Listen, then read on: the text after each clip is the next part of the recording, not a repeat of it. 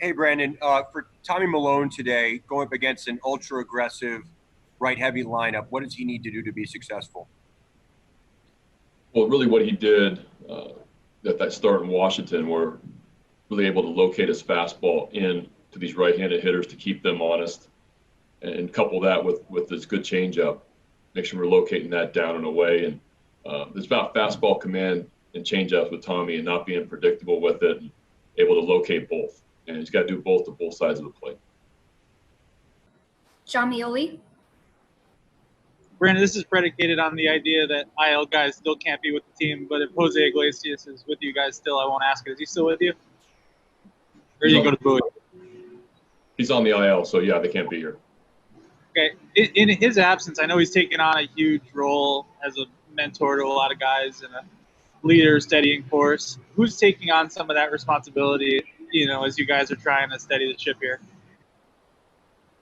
Well, I think we're doing it collectively. Yeah, losing Iggy is a big loss for us. We're hoping that that's going to be, when he comes off the 10-day IL, so hopefully not too long.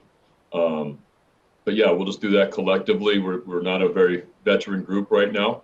I think that we're going to continue to play hard, but Iggy is a major voice in our clubhouse. It was really helpful to a lot of our young players about approach during games. I see him pull guys aside in the clubhouse quite a bit, always talking the game, and it was extremely helpful. So yeah, a lot of us just got to pick up the slack and continue to coach and to teach and keep the positive atmosphere going in the clubhouse. Next, we'll have Rich Dubroff. Brandon, if the club were to bring up Ryan Mountcastle or decide to bring up Keegan Aiken or Gene Kramer to put in the rotation, what would be an adequate look for you to decide on that for 2020?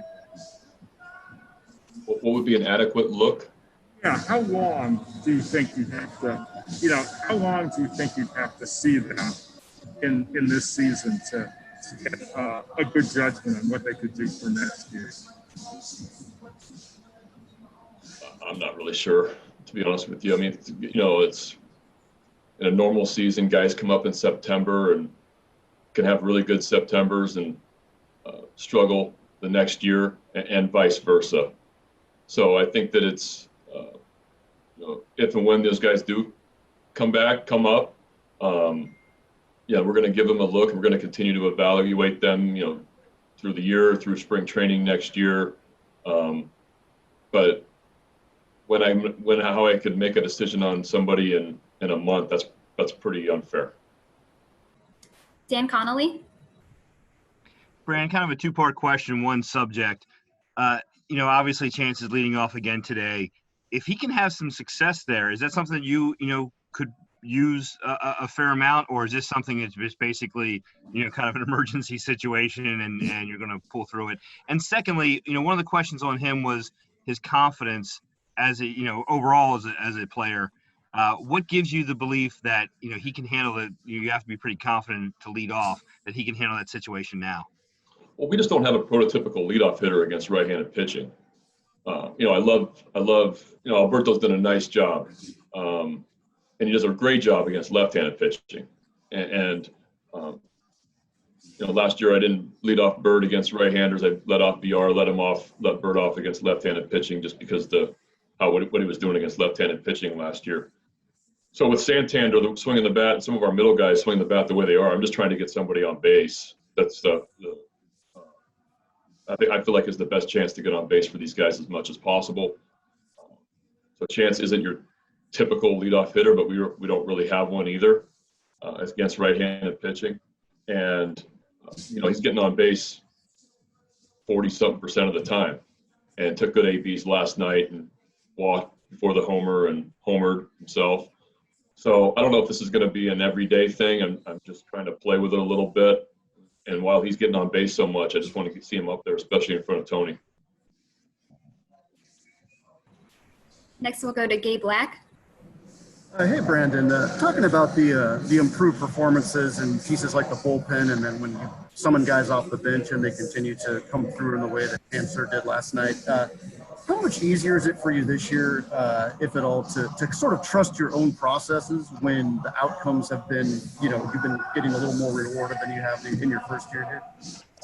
Yeah, bullpen guys coming in and doing the jobs that they've done up to this point, it does make it easier to navigate through the end of the game.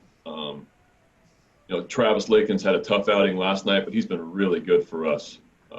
That was just a tough night for him, but still trust him. He's been fantastic. But you look at those guys after and them keeping us in the game. Sean Armstrong doing what he did, Castro, Givens, Sulser at a tie game in the ninth inning. I just think that Tanner Scott coming in and punching out two guys. It just when your bullpen's pitching well, it makes things a lot easier because then you can kind of set up, you can kind of navigate through orders a lot easier. You kind of can game plan. But when guys are going out and walking guys like we did last year, pitching behind in the count, high pitch counts, possibly unavailable the next day because of a 30-pitch inning or 1+ at 37 pitches, that makes it really, really difficult and challenging for everybody. But when bullpen guys throw the ball well and get guys out they're supposed to get out, or at least have clean innings, it's a lot easier. There's no doubt about it. So I'm really just happy with the improvement a lot of these guys have made. I'm really pumped about Tanner Scott. I mean, that's what he did last night. That's just wipeout stuff, and he's been doing that for the last few weeks. So, excited about a lot of these guys. Back to John Mioli. Brandon, is Austin Hayes able to be doing anything other than just let that rib rest at this point? Yeah, he's just got to rest it. Is that progressing the way you guys want it to? The resting? Well, No. the rib.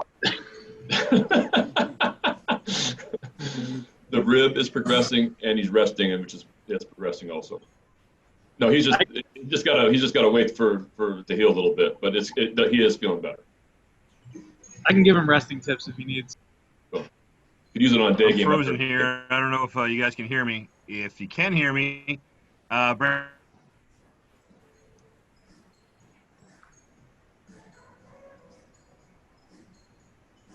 Here, Oh boy. compare. Can you hear me all right? Not really. Can you hear me because I'm frozen?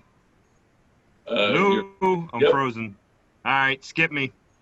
All right. Can you hear me at all here? I'm still Yep. frozen, I think. No, go. We're good. No, Dan, pass. All Dan. Pass All me, right. Dan.